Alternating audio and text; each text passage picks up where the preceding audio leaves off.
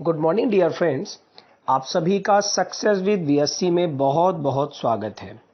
आज है 27 सितंबर 2022। तो आज की क्या है इम्पोर्टेंट करंट अफेयर और क्या है आज की स्टैटिक जीके हम लोग कवर करेंगे। उससे पहले छोटी सी इन्फॉर्मेशन आपको दे दें कि जिस किसी को भी इस वीडियो से रिलेटेड कंटेंट का पीडीएफ चाहिए हो, डिस्क्रिप्शन में एक लिंक दिया गया है जिसके माध्यम से आपको टेलीग्राम ग्रुप में जोड़ा जाएगा और उसी टेलीग्राम ग्रुप के माध्यम से आपको क्लास का पीडीएफ मिल जाएगा। तो सभी लोग टेलीग्राम ग्रुप को जरूर ज्वाइन करें और पीडीएफ को ले करके घर में उससे जरूर पढ़ें। तो अब हम लोग क्लास की शुरुआत करेंगे। उसके बाद एक प्रॉब्लम मेरे व्यूवर्स को हो रही है, तो मैं बता देता हूँ।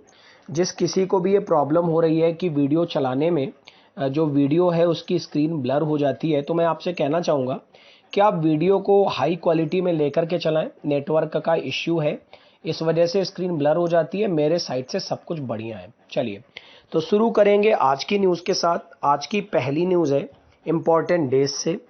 हमारे लिए डेज बहुत ज़्यादा इम्पॉर्टेंट होते हैं और हर एक दिन कोई ना कोई इम्पॉर्टेंट डे होता है। तो सबसे पहली न्यूज़ एक डे से है और ये डे है international daughters day. International daughters day 2022, जो कि हर साल सितंबर महीने के आखिरी रविवार को मनाया जाता है। अंतर्राष्ट्रीय बेटी दिवस यानी इंटरनेशनल डॉटर्स डे इस साल 26 सितंबर को, सितंबर का आखिरी रविवार पड़ा है, जिस वजह से डॉटर्स डे इस बार 26 सितंबर को मनाया गया है। याद रखिएगा आप लोग, ये पॉइंट बहुत इंपॉर्टेंट है। हमारे देश की बेटियां कितना ज़्यादा नाम रोशन कर रही हैं, इससे आप सभी परिचित हैं। इस साल ओलंपिक में देखिए पीवी सिंधु से लेकर के साक्षी मलिक सभी ने अच्छे मेडल्स प्राप्त किए। तो बेटियां बहुत ज़्यादा नाम रोशन कर रही हैं। तो ये आज की पहली न्यूज़ थी इम्पोर्टेंट डेज से रिलेटेड। दूसरी न्यूज़ है एक और डे से, वर्ल्ड फार्मासिस्ट डेज।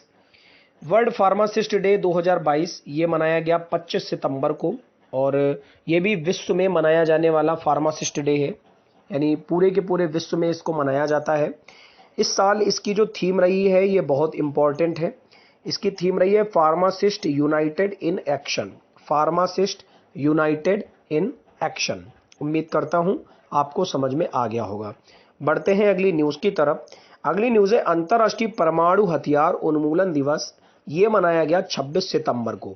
ये बहुत इंपॉर्टेंट डे है क्योंकि परमाणु हथियारों के प्रयोग से क्या हो रहा है आप देख ही रहे हैं। यूक्रेन और रशिया का जो विवाद चल रहा है उसमें भी परमाणु हथियारों का जो प्रयोग किया गया है उससे क्या मिल रहा है, क्या कुछ नया निकल के आ रहा है? कुछ भी ऐसा नहीं मिल रहा है, केवल लोग मर रहे हैं, जाने जा रही हैं। तो इसी के उन्मूलन के लिए यानी परमाणु हथियारों को कम करने के लिए, इनका प्रयोग कम करने के लिए किया ये जा रहा है कि 26 सितंबर को हर वर्ष परमाणु हथियारों के पूर्ण उन्मूलन के लिए अंतर्राष्ट्रीय दिवस मनाया जाता है, यानी international day for the total elimination of nuclear weapons. ठीक है, इस पॉइंट को याद रखिएगा। 26 सितंबर को ये दिन मनाया जाता है। अगला पॉइंट है हॉकी इंडिया से। आपको पता है हमारा देश जो है इसका राष्ट्रीय खेल हॉकी ही है और हॉकी इंडिया के नए अध्यक्ष बनाए गए हैं और ये कोई और नहीं है, हॉकी टीम के पूर्व कैप्टन हैं जिनका नाम है दिलीप तिर्की। तो भारत के पूर्व कप्तान दिलीप तिर्की को हॉकी इंडिया का नया अध्यक्ष चुना गया है।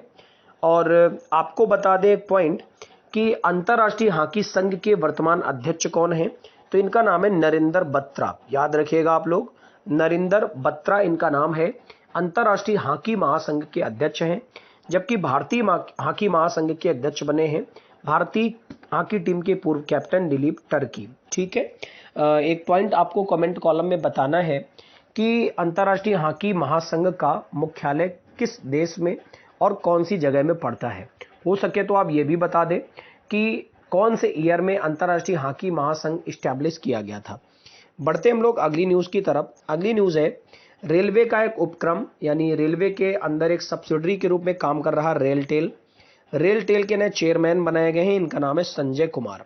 तो RailTel corporation of India limited ने संजय कुमार को अपना नया हेड नियुक्त किया है। ठीक है, अगली न्यूज़ है आईसीएमआर से।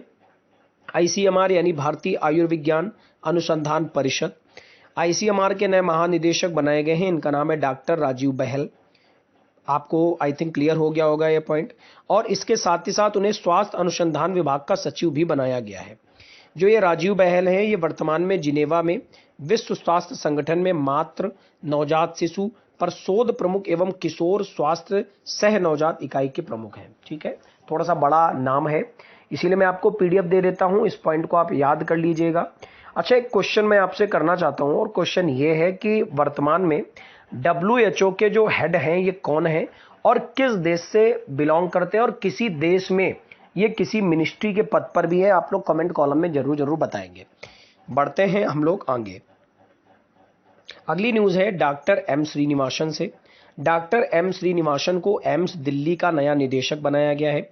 आपको पता है दिल्ली में अखिल भारतीय आयुर्विज्ञान संस्थान यानी एम्स जो है, उसके बाल सर्जरी विभाग के प्रोफेसर डॉक्टर एम श्रीनिवास को दिल्ली एम्स का नया निदेशक बनाया गया है। ठीक है, ये अभी तक ESIC अस्पताल हैदराबाद में तैनात थे, अब इनको 5 साल के लिए दिल्ली एम्स का नया निदेशक बनाया गया है। दिल्ली एम्स से आप भली भांति परिचित हैं, बहुत अच्छे से आप परिचित होंगे। आगे बढ़ेंगे तीसरी न्यूज, और तीसरी न्यूज है एक प्रोजेक्ट से, एक स्कीम से, और ये स्कीम है मेक इन इंडिया, जिसके 8 साल पूरे हो गए हैं। मोदी गवर्नमेंट में, हमारे prime minister honourable Narendra Modi ji की सरकार में एक स्कीम की शुरुआत करी गई थी 25 सितंबर 2014 को। इसका नाम था मेक इन इंडिया, जिसके 8 साल इस वर्ष पूरे हो गए हैं। तो 25 सितंबर को इस कार्यक्रम का शुभारंभ किया गया था, इसी वजह से इस साल 25 सितंबर को ही इसके 8 वर्ष पूरे हुए हैं। इस स्कीम का क्या उद्देश्य है? तो इसका उद्देश्य निवेश, नवाचार और कौशल विकास को बढ़ावा देना। आपको बता दें कि इस स्कीम के तहत 27 सेक्टर में महत्वपूर्ण उपलब्धियां हासिल करी हैं। यानी इस स्कीम के तहत देश ने कुल 27 सेक्टर में उपलब्धियां हासिल करी हैं।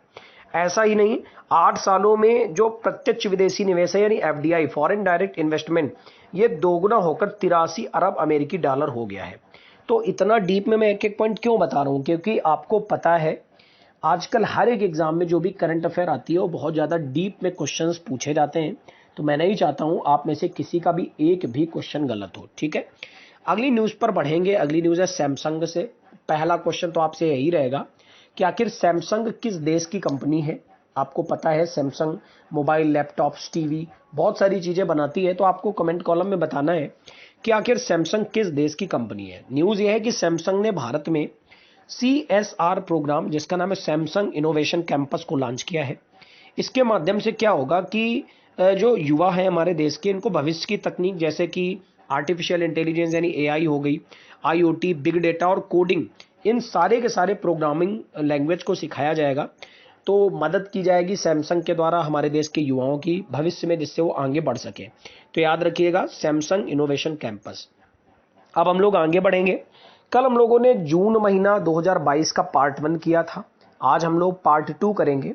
तो सभी लोग पूरी तरीके से कॉन्सेंट्रेट हो जाएंगे और पहले पॉइंट की तरफ बढ़ते हैं। जून 2022 की पार्ट 2 का आज पहला पॉइंट क्या है तो देखते हैं। पहला क्वेश्चन है, राजनाथ सिंह द्वारा किस राज्य में 2 नए रक्षा संप्रदा सर्किल को मंजूरी दी गई थी? तो ये था उत्तराखंड। क्या था? उत्तराखंड। आपको पता है उत्तराखंड में किसकी सरकार है? अगर आपको पता हो तो कमेंट कॉलम में जरूर करके बताएं। अगला पॉइंट है, मंत्रिमंडल की आर्थिक मामलों की समिति ने हिंदुस्तान जिंक लिमिटेड में सरकार की शेष कितने प्रतिशत हिस्सेदारी को बेचने की मंजूरी दी? तो ये था 29.58%। इसमें हमको ज़्यादा टाइम नहीं देना है, वन लाइनर फॉर्म में ही लर्न करना है, क्योंकि मैंने आपको बताया है SSC CGL में पिछले 3 महीने की डिटेल करंट अफेयर करते हैं, जो कि हम लोग सितंबर, अक्टूबर, नवंबर कर ही रहे हैं लगातार।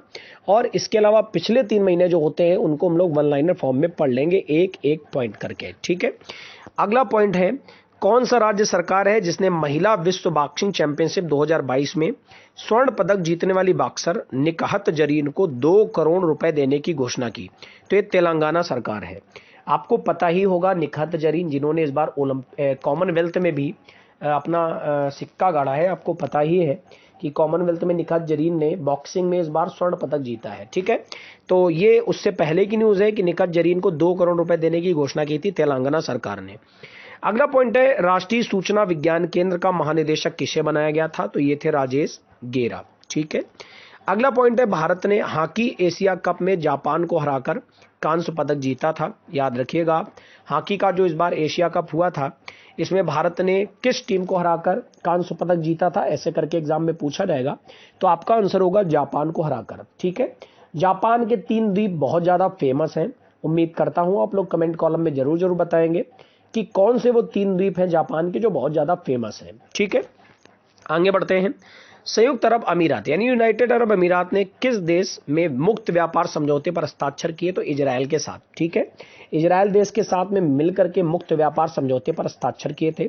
यहां पर मेरा एक क्वेश्चन रहेगा कि इस वर्ष किर्गिस्तान देश की कैपिटल चेंज हुई थी, तो किर्गिस्तान देश की कैपिटल का नाम क्या है? ठीक है, अगला पॉइंट है, केंद्र सरकार ने प्रधानमंत्री जीवन ज्योति बीमा योजना के लिए प्रीमियम की दरों को 350 रुपए सालाने से बढ़ाकर 436 रुपए कर दिया। इस पॉइंट को याद रखिएगा कि जो किस्त पहले हुआ करती थी ये 330 रुपए की होती थी, इसको बढ़ाकर के कितना कर दिया? 436 रुपए कर दिया। अगला पॉइंट है, केंद्र सरकार ने विशेष प्रकार इस्पात के लिए उत्पादन से जुड़ी प्रोत्साहन योजना के तहत आवेदन की समय सीमा बढ़ाकर 30 जून 2022 कर दी। ठीक है, अगला पॉइंट है, राष्ट्रपति जो उस समय के थे रामनाथ कोविंद जी, जिसे लोकपाल अध्यक्ष का अतिरिक्त प्रभार दिया गया, यानी राष्ट्रपति जी द्वारा किन्हें लोकपाल का अतिरिक्त प्रभार दिया गया था? तो ये थे जस्टिस पीके मोहंती यानी जस्टिस प्रदीप कुमार मोहंती।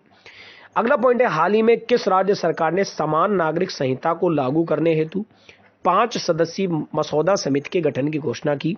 तो यह था उत्तराखंड राज्य। उम्मीद करता हूं आपने सारी की सारी जून महीने की रिवीजन सीरीज को अच्छे से कवर कर लिया होगा। बढ़ते हैं आज के स्टैटिक जीके पार्ट की तरफ। तो आज के स्टैटिक जीके पार्ट में मैं एक सीरीज जो चल रही थी, आपको शायद याद हो, आप अगर रेगुलर व्यूवर्स हैं मेरे, तो आपने देखा होगा 10 क्वेश्चन मैंने एक दिन आपको कराए थे प्रमुख चीजों से जुड़े हुए व्यक्ति। तो उसी में आज अगले 10 क्वेश्चन मैं लेकर आया हूं। तो 11वां सवाल है, शक संवत, इसके लिए कनिष्क जाने जाते हैं। मौर्य वंश के संस्थापक चंद्रगुप्त मौर्य थे। न्याय दर्शन के संस्थापक गौतम थे। एक क्वेश्चन मेरा यहां पर रहेगा कि मौर्य वंश में चंद्रगुप्त मौर्य के अलावा एक और कौन से व्यक्ति जुड़े हुए थे जिनका दूसरा नाम विष्णुगुप्त था? आप लोग जरूर बताएंगे। ठीक है, वैशेषिक दर्शन महर्षि कणाद जाने जाते हैं। सांख्य दर्शन के संस्थापक महर्षि कपिल माने जाते हैं। योग दर्शन, ये तो बहुत ही इंपॉर्टेंट है, महर्षि पतंजलि माने जाते हैं। मीमांसा दर्शन महर्षि जैमिनी। रामकृष्ण मिशन स्वामी विवेकानंद। स्वामी विवेकानंद जिनके विचारों पर हमारा ये संस्थान चलता है, हमारा ये चैनल चलता है, तो स्वामी विवेकानंद ने रामकृष्ण मिशन की स्थापना करी थी। गुप्त वंश के संस्थापक श्रीगुप्त और खालसा पंथ के संस्थापक गुरु गोविंद सिंह। उम्मीद करता हूं आपको ये वीडियो बहुत पसंद आया होगा। बढ़ते हैं इस वीडियो के सबसे इंटरेस्टिंग पार्ट की तरफ, जो कि है एक बार रिवीजन। तो जल्दी से देखते हैं। इंटरनेशनल डाटर्स डे 26 सितंबर को मनाया गया, जो कि हर आखिरी रविवार को मनाया जाता है सितंबर में। उसके बाद वर्ल्ड फार्मासिस्ट डे 25 सितंबर को मनाया। अंतर्राष्ट्रीय परमाणु हथियार उन्मूलन दिवस 26 सितंबर को मनाया। उसके बाद पूर्व कप्तान दिलीप टर्की, जो कि भारतीय हॉकी टीम के कप्तान हुआ करते थे, इनको वर्तमान में हॉकी इंडिया का नया अध्यक्ष बनाया गया। संजय कुमार को रेल टेल का प्रमुख बनाया गया। आईसीएमआर के नए महानिदेशक बने, जिनका नाम है डॉक्टर राजीव बहल। उसके बाद डॉक्टर एम श्रीनिवासन को एम्स दिल्ली का नया हेड बनाया गया। सरकार ने मेक इन इंडिया के पूरे कर लिए 8 साल, और इन 8 सालों में एफडीआई को 83 अरब अमेरिकी डॉलर तक पहुंचा दिया गया। सैमसंग ने सैमसंग इनोवेशन कैंपस लॉन्च किया। उम्मीद करता हूं आपको एक एक पॉइंट अच्छे से क्लियर हो गया होगा। आप लोग जून महीने का ये पार्ट 2 जो है, इसको अच्छे से पढ़ लीजिएगा। इसको मैं अब रिवीजन में नहीं कराऊंगा, ये मानते हुए कि आप पढ़ लेंगे। उसके बाद स्टैटिक जेके को पार्ट को हम लोग एक बार जल्दी से रिवीजन करते हैं। तो शक संवत, जिसके लिए कनिष्क जाने जाते हैं, मौर्य वंश के संस्थापक चंद्रगुप्त मौर्य थे। न्याय दर्शन गौतम। वैशेषिक दर्शन महर्षि कणाद। सांख्य दर्शन महर्षि कपिल। योग दर्शन महर्षि पतंजलि। मीमांसा दर्शन महर्षि जैमिनी। रामकृष्ण मिशन स्वामी विवेकानंद। गुप्त वंश के संस्थापक श्रीगुप्त और खालसा पंथ के संस्थापक गुरु गोविंद सिंह। तो ये थी आज की हमारी वीडियो, जिसमें हम लोगों ने current affair, old current affair और स्टैटिक जीके को कवर किया। उम्मीद करते हैं आपको हमारा ये वीडियो पसंद आया होगा। अगर आपको वीडियो पसंद आया तो लाइक करें, सब्सक्राइब करें और दोस्तों के साथ शेयर करें। और हाँ, कमेंट कॉलम में अपना प्यारा सा कमेंट जरूर छोड़ें। इसके अलावा आपको इन्फॉर्मेशन फिर से दे देता हूँ कि जिसको भी कंटेंट का पीडीएफ चाहिए हो, वो टेलीग्राम में जुड़ करके पीडीएफ ले सकता है। और दूसरी, जिन भी व्यूवर्स को प्रॉब्लम हो रही है कि स्क्रीन ब्लर हो जाती है वो अपनी क्वालिटी को हाई क्वालिटी कर ले।